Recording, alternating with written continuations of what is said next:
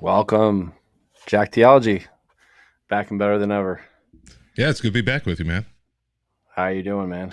How's I'm doing well. Life is busy right now. I hear school has started or is starting for you, and yeah, I took on some new classes, training classes, so coaching. So yeah, I feel like everything is like a puzzle now in the schedule. Again, summer was nice to take off, but now everything's back chaos again. yeah? How's the new teaching classes going? It's actually fun. It's early in the morning, which I'm not really necessarily an early morning person, but it helps to just get that side hustle out of the way before the kids and the family are up and off to school. So I have to get up at like 3:50 in the morning in order to get Wow. there for the first, in order to get there to open for the first class. uh, Fortunately, it's not an every day of the week thing, but I'm old and old people do that kind of stupid stuff, right? So here we are. yeah. It's a milestone. Our mentor Len Sweet said the older you get, the less sleep you need. I don't know if that's true, I don't but know if that's true or not, but it's certainly the less sleep I'm getting. But it's a lot of fun. It's great to be out there and helping people and seeing them crush their goals. good, good. I speaking of Len Sweet, I was watching some of his old videos on the church and future church studies and things like that, and was thinking we'd talk about that, and then saw in the news, and maybe we'll get to that next week, but um, saw in the news another school shooting happened, and so I thought it is necessary that we address this. I don't know how deeply we address guns on this show, but I guess now is the time to do that. And so, if you haven't been paying attention, there's a yet another school shooting.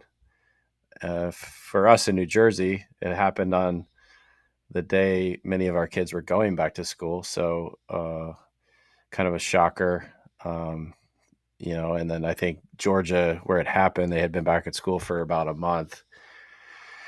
And so, yeah, another tragedy where children were killed in America because of gun violence, and and so, yeah, we wanted to address that today and some of the theology, the Jack theology behind why folks think we need guns.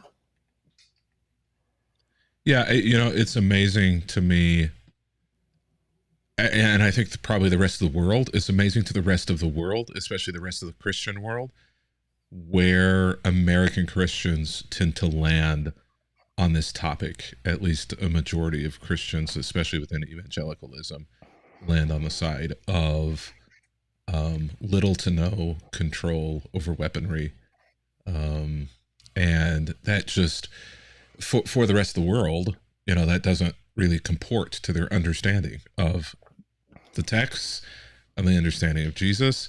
And so, I think that that's a fascinating conversation for us to have, and it's complex, but it's an important one, and it crosses cultural lines, it crosses political lines, and it crosses theological lines, and Christians, for better or for worse, are leading out on this topic. And so I think we have to dissect and own our theology and whether or not we're really thinking well and thinking biblically and thinking with a Christocentric lens, on this topic.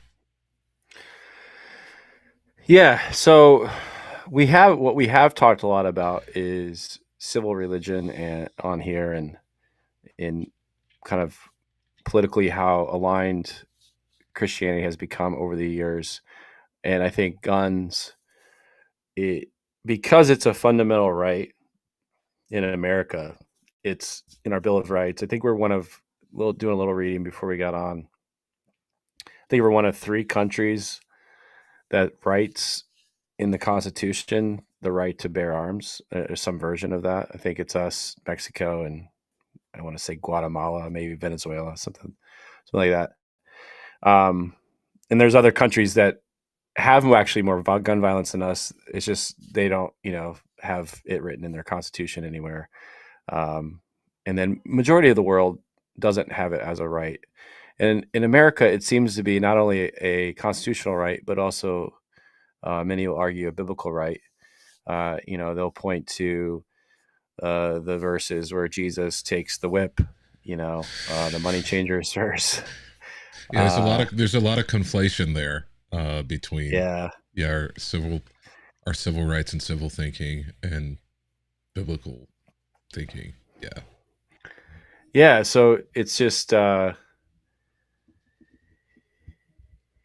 I'm sure we're going to see a lot of it now that this, school shooting happened again. We're going to see a lot of defense. One of the things I noticed that was fascinating, it was in, let me see if I can pull it up here. Um, I think it was well, I took it off, but in the 1990s, I want to say 96, um, in Britain, they still had kind of very flexible gun laws, and somebody shot up a school, killed 14 people, injured another dozen or so.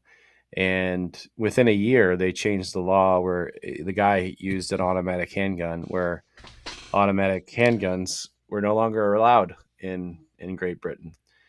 And it seems like, we have similar stories where, um, certain weapons are used, specifically assault rifles. Most of these things happen with an assault rifle. We're not sure on this recent incident yet what happened there, but we refuse in America to make these laws to prevent some of these things from happen. Even doing better background checks, doing better checks on who can purchase guns. For many of a lot of these shootings, these are just kids walking into a Walmart and buying their weapon and their bullets on the same day and going out and doing this thing. And so why we can't as America come to an agreement on this is interesting to me. And a lot of it has to do with Christians not standing up. A lot of it has to do with Christians, pleading their case that it's a biblical right to own a gun.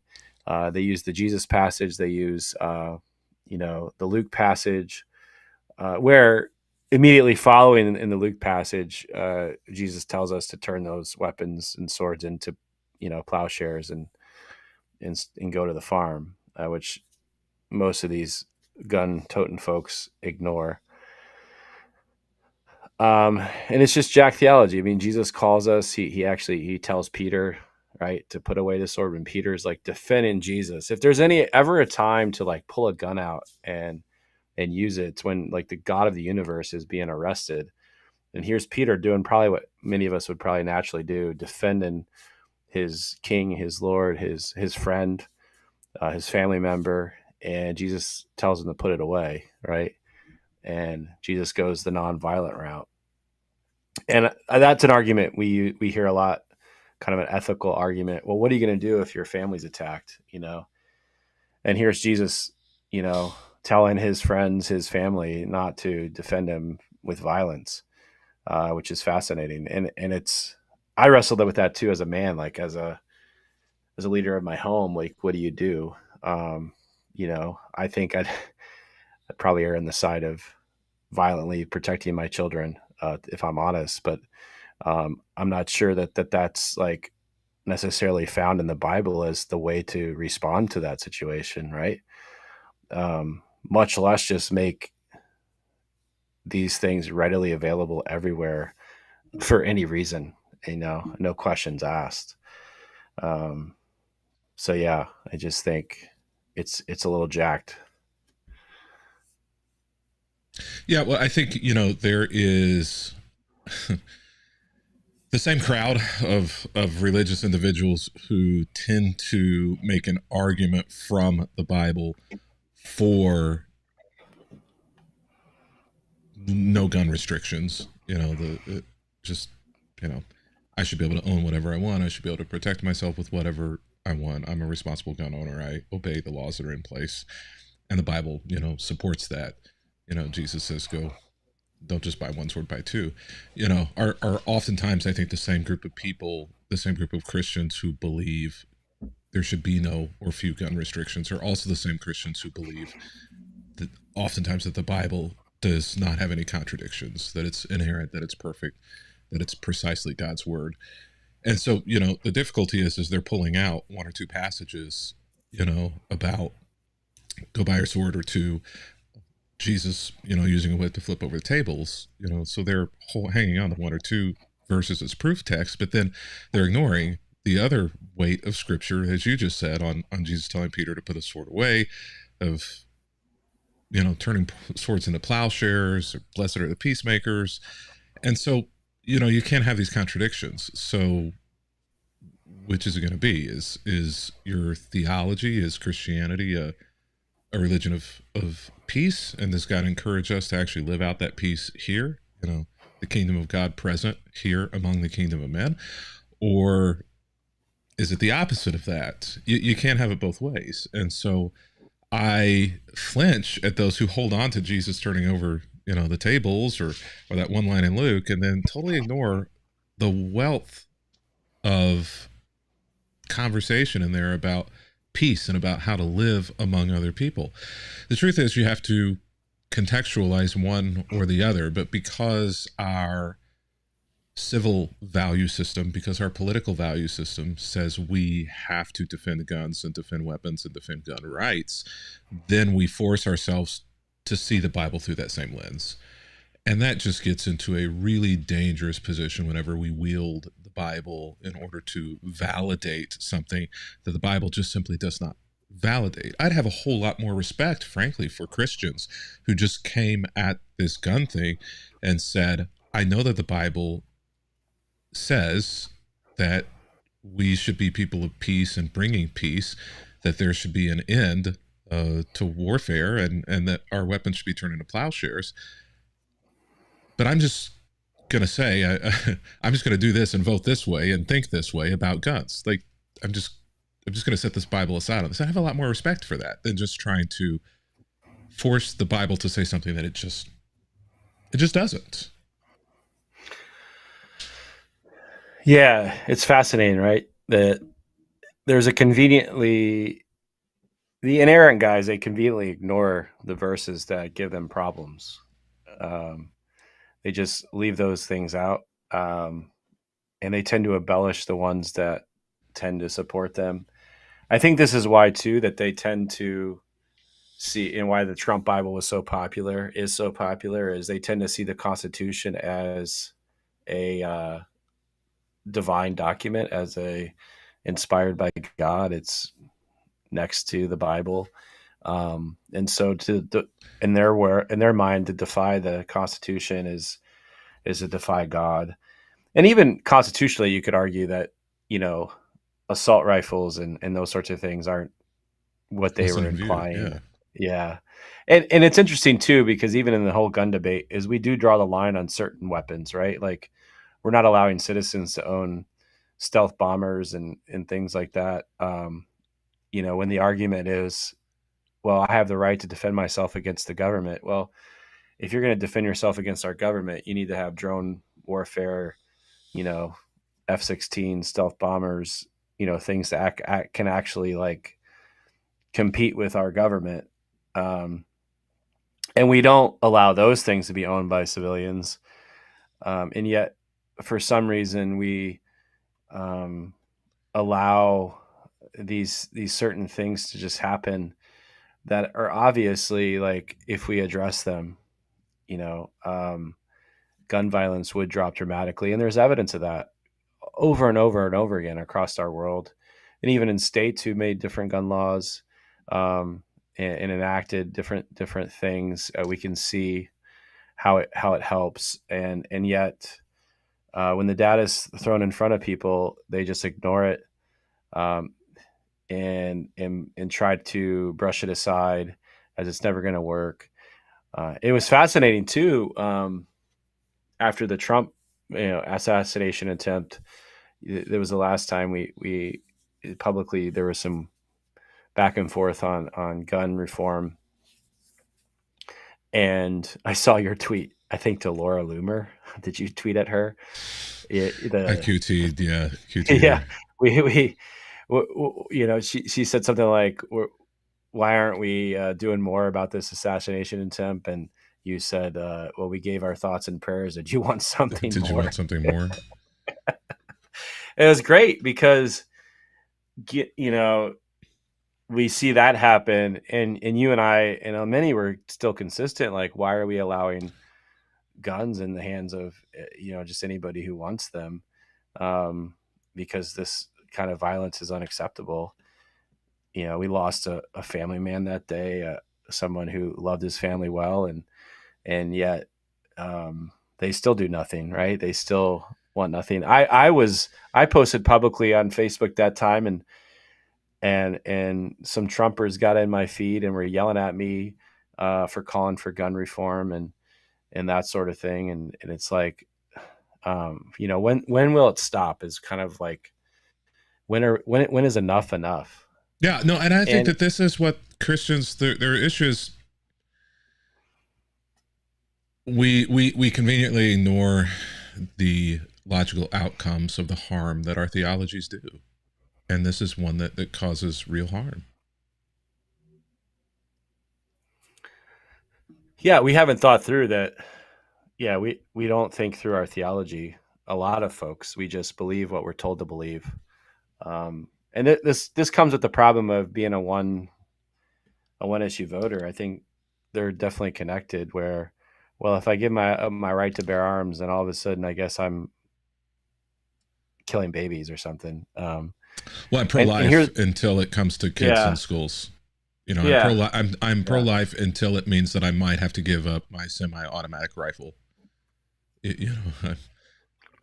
I'm pro-life until it affects me personally. yeah. I don't know how you can hold those two together. I don't think you can. I really don't think you can hold those two together. I honestly just I don't think you can be pro-life. I don't think that you can fight for life and then also not fight for an end to the proliferation of guns. You say, well, it's not really a gun crisis, it's a mental health crisis. Christians also are the largest group who's fighting against mental health as well, who believe the least in mental health and therapy. Or they're also fighting against therapy and counseling and fighting against their dollars going to help support those things in communities and in schools. People, there are too many out there. People are going to get them some way. History has shown us that it doesn't work that way. Even in the U.S., the U.S. had an assault rifle ban for about a decade, during and after Clinton. Gun deaths went down during those times. Mass shootings went down during those times. So the data, both nationally and internationally, just simply does not support any of the arguments that Christians tend to make for maintaining the status quo on firearms. And theologically, it just doesn't add up either. It just doesn't match up with what's in Scripture. So we just decided, out of fear and out of political rhetoric, that we want to be able to own whatever the hell we want to be able to own, no matter who dies because of it. And that's really the end of it and the short of it. And we'll leverage any argument that will work in the moment in order to absolve ourselves of any responsibility for that and for the deaths, and to absolve ourselves from any responsibility for maybe yielding or giving up some things that we believe are inalienable rights. Yeah. I mean, the mental health thing is a good point that you bring up. I'm glad you brought that up.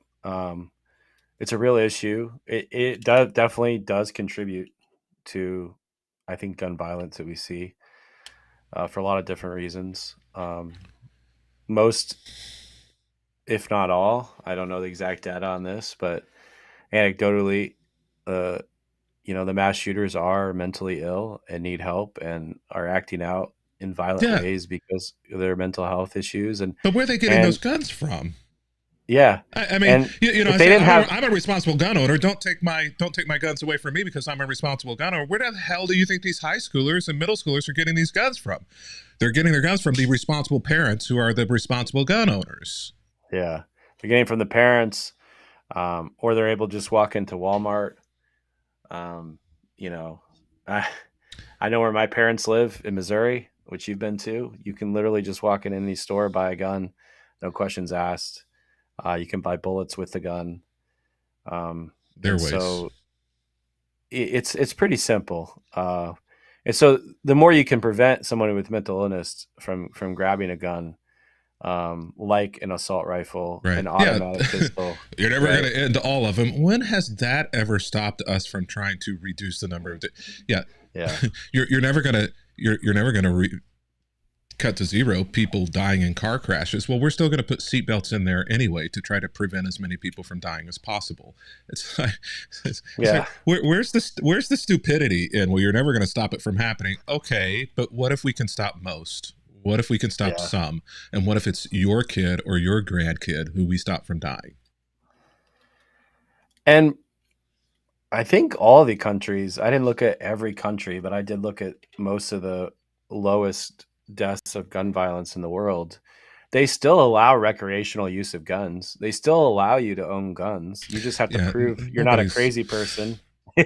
nobody's You talking know? about a complete cease and desist and an end of firearms. Nobody's talking about coming in Yeah. and take, like, it's the same ridiculous argument that gets made about abortion, that they want to abort babies after 9 months when they've been born. Like Yeah. they want to Yeah. abort 2-year-olds. You're an No. effing liar. Like, Yeah. just shut the heck up. Like, that's not Yeah. even true. And the same thing too with there. It's a fear tactic to try and scare you into believing that's the end result of this, and it's nonsensible. Nobody's arguing for that. Yeah. They're It asking for is. It's what reasonable protections and reasonable laws in order to prevent guns and firearms and weaponry that people don't need to have from people having. yeah. Yeah. I You summed it up right. And I think it's jacked that Christians are the ones the driving force behind keeping these gun laws intact. It's just, Yeah, make you that make know, sense. yeah. It Make that make sense.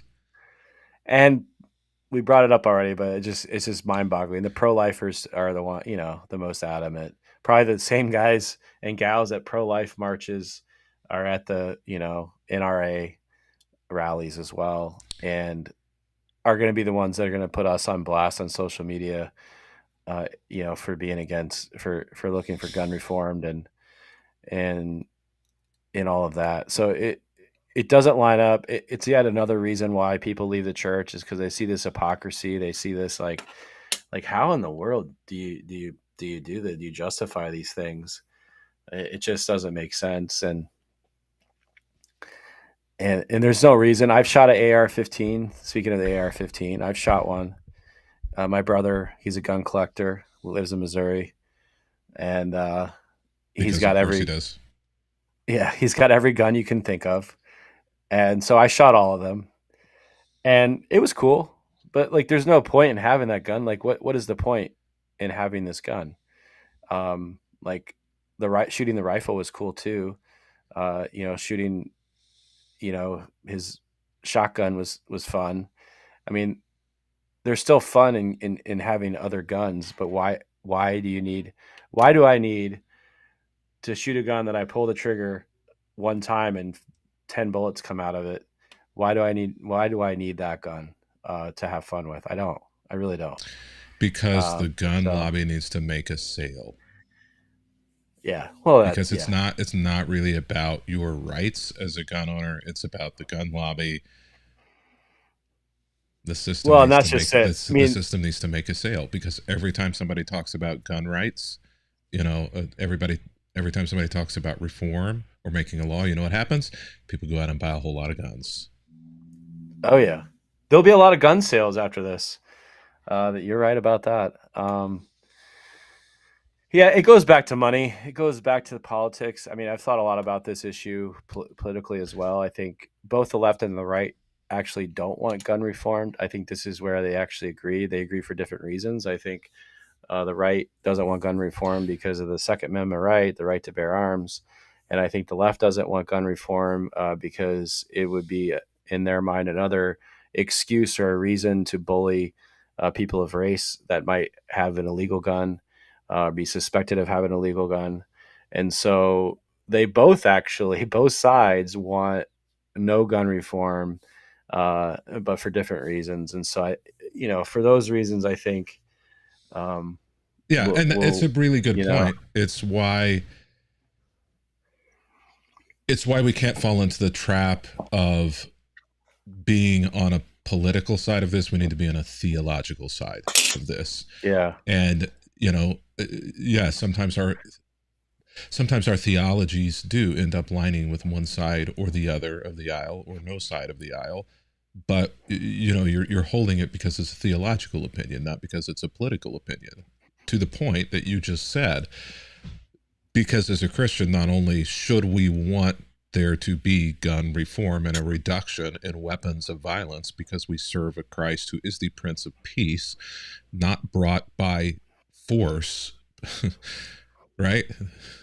yeah, Not brought by force, but a Prince of Peace that is brought through love, through amen, change of the yeah, heart. And we want that, not to use it as a cudgel, as you say, for the left side of the aisle, not just to use it as a talking point, but we don't really, at the end of the day, want to do things about it to change it. But as a Christian, we might agree with their thinking on that, but we might disagree in the fact that we actually want there to be change.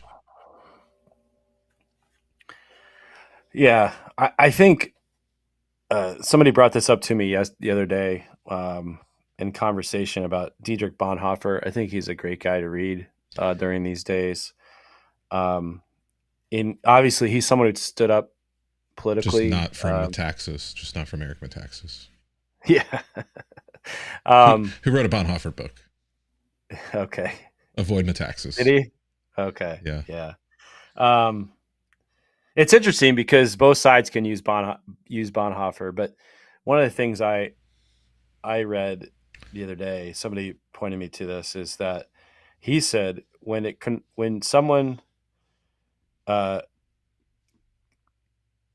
when you're addressing politics, talking about addressing political issues, he says you must call injustice for what it is, um, and you should be okay. He said the possibility that we may appear reactionary is of no interest to us. We are not afraid of that. And then he goes on. He talked about not scolding people. Don't get involved in political joking back and forth. But I love that because I think what we're doing here, we're not trying to be left or right. We're trying to speak up for injustice. Like there's injustice happening, and we might appear reactionary, and it is reactionary, and that's okay because we are reacting to what's happening in our society, and it's an injustice. It's not biblical. Theologically, it's not biblical to create a culture and environment where violence can happen. What is biblical is to create a culture where peace happens, where love happens, where nonviolence happens, and that's who we're supposed to be as Christians. I don't care whether you're left or right, but that's our posture, and that's where it should be. And so I'm not opposed. I don't think either of us are opposed to owning guns recreationally. We're not opposed. We don't want to abolish the Second Amendment. I think it's part of our American culture, and so but we could be smart about it as Christians. We can fight for the injustice that's happening before us. I should not be afraid to send my kids to school, and because of what's happening in our culture, I think as a parent, you have to have it in the back of your mind. What would you do if you got a call or you heard sirens going to your school? Even when there's like a incident, a mistake, somebody accidentally pulls a fire alarm and we see the trucks and the police go into the school, all of us immediately think, "Oh my God!" Right? Because it's just a constant fear we live in, and people should not have to live that way. It's jacked, as we say here on Jack Theology. Yeah, we have a mental health crisis, and I would agree that we need more mental health resources. But unfortunately, oftentimes, again, like we said, the same people who are calling for, more guns are the same people who are calling for less mental health, reform. But, I think we're also creating a mental health crisis. for our kids. And I Mm. know, you reference this, and I see it as well. What we send kids, we send kids into war zones, um, now, knowing that uh, it could be our school. We could be Georgia, uh, and it's the fact that we as Christians are not doing everything possible that we can to protect our communities, to protect our children, to protect other people's children. Um, to me is inviting judgment upon us as a people, Mm. and as a faith. And last year we had we had a lockdown in our school because there was a kid who, we still haven't found out whether or not the kid actually had a gun on campus, but there was a Mm. threat. Police came. The code red was, or code blue, whatever the code color is. Kids have codes in school Yeah, they now. know, and they know. They know the Yeah. colors. Um, you know, I can't tell you what it's like to get a text, from your kid saying, "We're barricaded in the classroom. The teachers are really scared. Mm. Um, this is real. Somebody's on campus with a firearm." I can't tell you the feeling, that you get until you've been there, and it's you.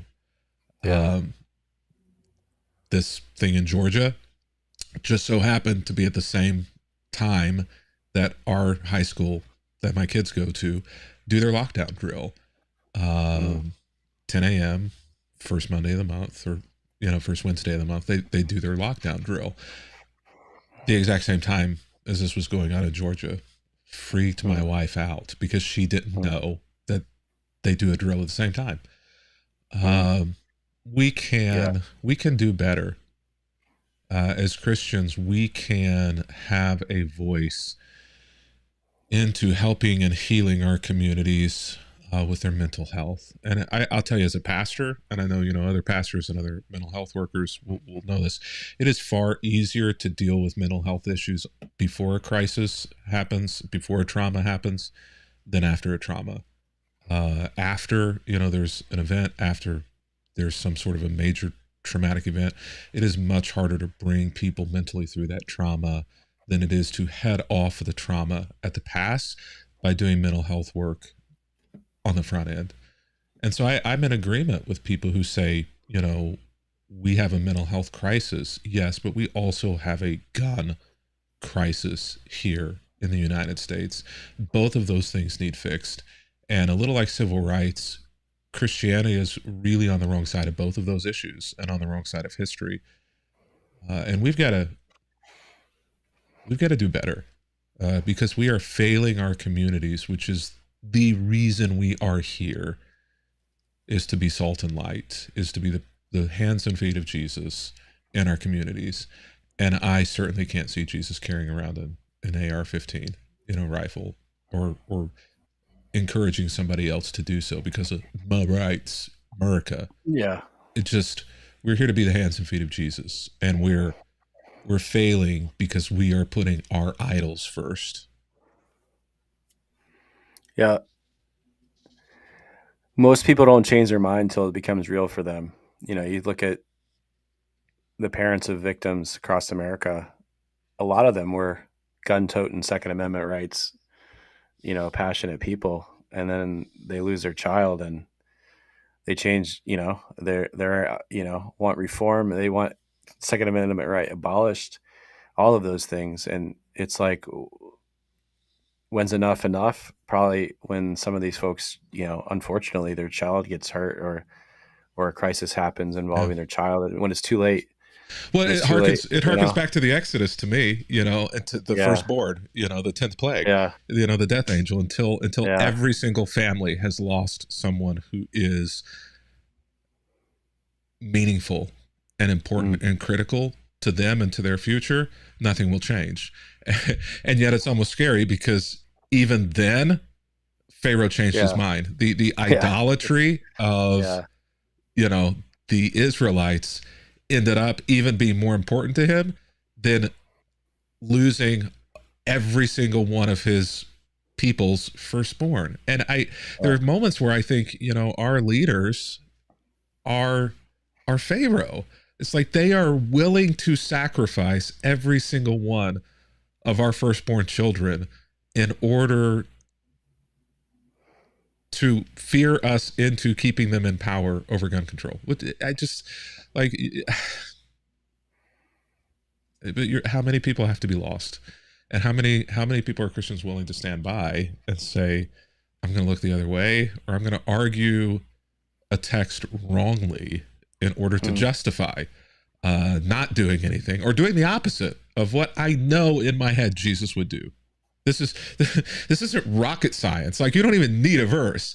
Like, just read Yeah. a few passages about Jesus, and it is absolutely clear what Jesus would do on this. And if it's not to you, or if you think Jesus would be wielding a large rifle, um, you probably need that mental health counseling that we've been talking about. this is Yeah. this like bottom shelf stuff. Like, my 8-year-old can understand this. Yeah. Yeah. We do need more access to mental health counseling too. I think, you know, even in my own kids' school, they're offering it. It's more and more readily available to kids, which I appreciate. I hear that, I see that. Of course, I live in a state more, I guess, leaning that way to address it. But it, at If you least mean the liberal, it should be a liberal thing to support I mental know. health care Yes. in schools. Uh, But why is it? it, Well, they might tell them something that we don't want them to tell our kids. Well, you know what? yeah. Be the louder voice in your kid's ear. Yeah. Your kid is going to spend their entire life hearing people telling them things that probably they shouldn't hear or they shouldn't do. But you know what? Be the louder voice in their ear. Okay? Or Grow up. go take them to a biblical counselor if you have an issue with your a public school counselor.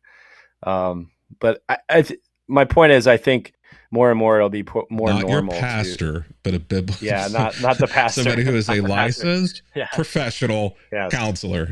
Yes. Yes. But it's If your becoming more pastor is a acceptable. licensed professional counselor, then fine, take him to your pastor. But Yeah. Don't come to me, please don't, because I am not licensed nor professional. I can counsel you, but it won't be licensed or professional. it's outside of our scope of practice. It's like Yeah. me trying to do brain surgery. You don't want me doing brain surgery on you. You want to go to Uh, somebody who's been trained yeah. well to do that. Don't come to me for counseling. You want to go to somebody, come to me for Bible questions and answers, but therapy, counseling, go to somebody who that's their full-time job. That's what they're trained to do. Remember when we read? Did you read the Jay Adams book? Yes, we did. Competent to counsel, or Where yeah, they or try to was it train us nouthetic counseling? pastors? I don't. Yeah. Oh, I don't know. All right, I think we'll go to news. Somewhat related, so it's always related. Um, so in the news, we saw our Christian Nationalist friends um, get what is it with these excited. gun people? Get excited because Tucker Carlson interviewed, which I did watch most of it. Can It Tucker was a Carlson long. just go away? I mean, do we really need Tucker Carl? I mean, even now, the people who support Tucker Carlson are like, Well, yeah, it's divide. I was happy to see it. That it is kind of dividing the um, extreme right Christian nationalist groups. So basically, what this historian said, you can go watch Tucker interview the guy. That's where it's coming from. Is he basically was saying that Winston Churchill was the evil one, not Hitler. That Hitler did some bad things, but if it wasn't for Winston Churchill, he wouldn't have done these bad things. And then the Christian nationalists are jumping on it like it was something that we should have seen all along. That you know, America has propagandized, the Nazi movement, that Hitler wasn't that bad. I mean, that's literally what some of these folks are saying online. And so I was just like, holy cow, like, all right, so I think he even said, I forget the exact quote, but somewhere along the lines that the Holocaust was overblown, that whole kind of trope that gets out there sometimes. And so these guys, and they kind of have to justify it, if we're being honest, because what they want to create is what Hitler tried to create. And so they almost have to figure out a way to justify Yeah. what Hitler did or make it No, not look as bad. I think that's the key right there Yeah. is whenever you pay attention, and the reason why you and I tend to be so hard and sensitive to Christian nationalism is because it's not a new idea. And there is really only one way to create a quote unquote Christian nation. And the best, most memorable example within modern times is Hitler, Germany, and the Third Reich. And so, whenever you begin, as you said, to hear people fawning or speaking positively of Hitler, or fawning or speaking positively over the Nazis, or fawning or speaking positively over the environment or the ideologies in Germany, in the 20s and the 30s, as we move through that era, you're right in that essentially they have to, because it's the same thing. They have to become not only accepting of Hitler's ideas and his methodologies, as well as the what we would say really negative outcomes like the genocide of millions of people. You have to explain those things away because it's the same thing that you're trying to do. And I think that your point is really well taken. That whenever we begin to hear that language, people speaking positively of that. Yeah. Now I hear many people speak negatively, obviously of Winston Churchill and the way he handled things, or the Allies, that there's, obviously probably some issues and some things that we can learn from, and some things that we're not good, that we're done as a part of those things. But I don't think that we can both sides this. I don't think that we can Donald Trump. There are good people on both sides, of this issue. And whenever people begin to speak positively of Hitler, begin to speak positively of Nazis or Germany, or methodologies, or especially, to you and I, begin to speak positively of the way in which they understood the scriptures and how that drove them to do the things that they did, that should be something that trips alarms inside of us to say, this is problematic. This person is problematic. The people who are retweeting this, who are sharing this, who are piling on positively and saying you need to listen to this is a good thing, you need to really consider this, that should really be setting off all kinds of alarms and triggers within us, because it does. It's very, again, as you said, there's a tie. It's very anti-Christ. Yeah, very. And even the way in which they frame Churchill as evil is more that he was going after Hitler and trying to stop Hitler than any war crimes he may or may not have committed. Like, I think we all could agree that war is violent, it's evil, it shouldn't happen. But when it does happen, there's probably atrocities on both sides. But the way in which they're framing this on Churchill is very pro Hitler, and pro Germany, which even more stinks even more to me. They're not even focusing on anything else when it comes to his leadership. So it yeah, it's sickening. It's just nauseating. It angers me, and then the amount of positive press these folks get from their followers is even more eye-opening and surprising to me. I am thankful for guys like Owen, our friend Owen Strachan, like standing up against them, and Whoever thought we'd be saying our friend Owen Strachan, right? know, man, he really came out against them. Our friend James White, coming out Yeah, against wow. this stuff. Like it's Yeah. kind of been amazing to me, the folks who, and I think that this is important. It's important for folks on the ultra conservative right, especially within theological camps, to recognize that not everybody who agrees with him on something is in agreement with him on everything, and is a friend. And theologically, and this happens on both sides, which is my point for pointing out the right, is we have a tendency, if somebody agrees with us on things that we're really passionate about, to ignore or look the other way on things where we disagree with them or we're not comfortable where their stance is, because in some ways they're very helpful to us, but in other ways we like to look the other way. And I'm very grateful actually to guys like Owen and James White and some other powerful voices in this arena who have kind of spoken out and said, this is not, I mean, I even saw Samuel say today, which he like dogpiled with the left. I'm like, you idiot. But you just can't, you just can't help yourself, can't.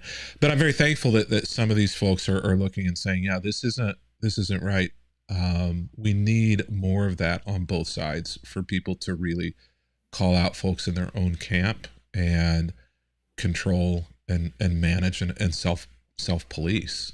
Frankly, the difficulty is some of this has grown so much that, you know, whenever a big voice like Owen or James White in reform camps or certain reform camps speak out negatively against them, they're getting destroyed because the steamroller they let it go too far. Yeah, you know, they let these guys get way too prominent, get way too far down the road, get way too big of a following before they begin to call them out, you know, behind the scenes and guide them. And now it's too late. They're not going to be able to stop these guys.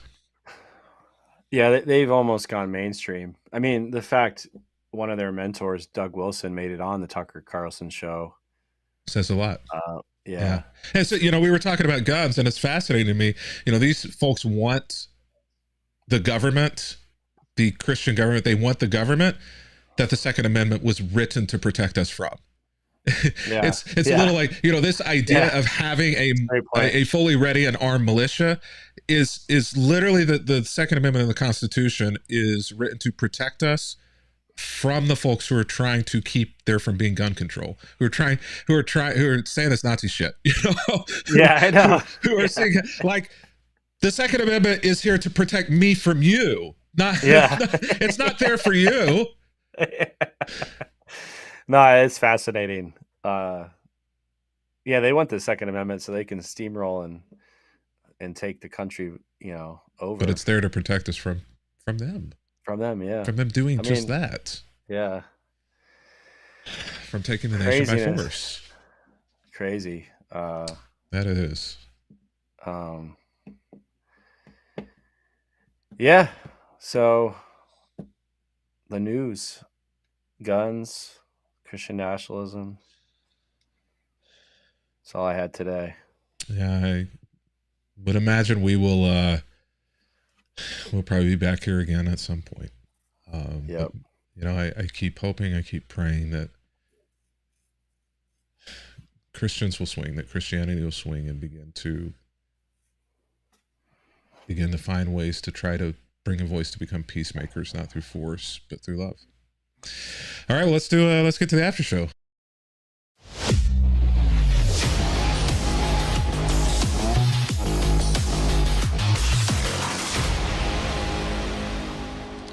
All right, here we are, the part of the show where I feel like we need like this like data or stats or something, because I feel like that's what we do. Is it's an opportunity, you know, for you and I to be like, oh, did we do it? Did we not do it? How are we doing? I wish it actually affected me, but the problem is I'm just too good of friends with you to really be worried if you don't think I've done well. Yeah. That's true. We make there's not much accountability here, Matt. No, I love you too much, man. It's like, whatever. It's my boy. But it is fun to hear. It is fun to hear where things are. Yeah. So I mean, you've got this you've got this thing I know we talked about coming up where you've decided that you need a goal and you've got a turkey trot or something, right? I set a goal. I signed up for 2 races because why not? So yeah, the one in the beginning of November and then one on Thanksgiving Day. Yeah, I started running. It's good. It's been good. Actually, I've only been on the plan, I guess, 2 weeks now. And I already feel better running. And I haven't run for a while because my background is in my 20s, I ran a lot of half marathons and stuff like that. Yeah, I did one marathon and I walked away from it. And I was like, I'm never running again. Yeah. And I kept hurting myself running. which is funny. And then I chose CrossFit, and Not a lot of so running in CrossFit. A little, but not no, which much. not much. 400 meters is normally your max. But it's been good. I've noticed a difference even in my CrossFit workouts. Just a lot more cardiovascular abilities. And yeah, on the diet train. Although I did text you the other day, there was 3 days this past week where I failed miserably on that. But so far so good this week. You Uh, learn, right? You yeah, learn for yeah, a while, and then you decide to just live again. yep, and then learn more. Um, but it is amazing. I say this a lot. It's amazing when you lock your diet in how much that helps, and the fitness side of things. And the other day I was in the gym and did a double on a push press that like I only had ever gotten a single on before, so that was pretty exciting. Way to And go. I definitely have the diet to thank for that. Uh, I don't think much else changed. Uh, so yeah, that felt good. So feeling good, feeling motivated. It's always good. You know this too, is like when you have a few positives in a row, it helps motivate you to keep going. Um, so I think I'm at that point. Um, when you get setbacks, you get frustrated. It's hard to get going. So yeah, looking forward to running a 8K and then a 5K, and then try to get in the spring. Try to get into one of those high rocks races. We'll see. Those things seem pretty tough to get into right now. Right now, to be honest with you, Are they really? they're pretty popular. Yeah, they sell out pretty fast. So You have to have your maybe, you have to have your trigger finger ready yeah, maybe it'll just be a on your Spartan race or mouse. something. Yeah. Put Yeah. that trigger finger to better use, Matt. Yeah. Yeah. So how did it go for you? Yeah, it's going well. Continuing to lose weight. I am 8 weeks out now from show. Yeah. I don't know when you're running, but I think maybe like the same About the weekend or same. something. Yeah, About the maybe same. November it may be 3rd. close to when it is. My coach was supposed to cut my food back like significantly a week ago, and he was like, you're still losing at a rate where I don't need to cut it. Things are going well. So it Okay. averages around 3 to 5 pounds a week right now Wow. is where I am.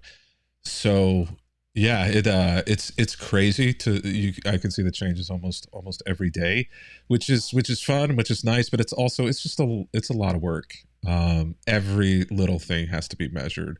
I the rice, the chicken, the fish, which I'm loving having fish. My wife had some, and she was like, "This is disgusting." Like the only thing you get to eat, you love it, right? Yeah. Like almonds, like I get like 28 grams of almonds 2 or 3 times a day. Well, 28 grams of almonds is like 12 or 15 almonds, literally.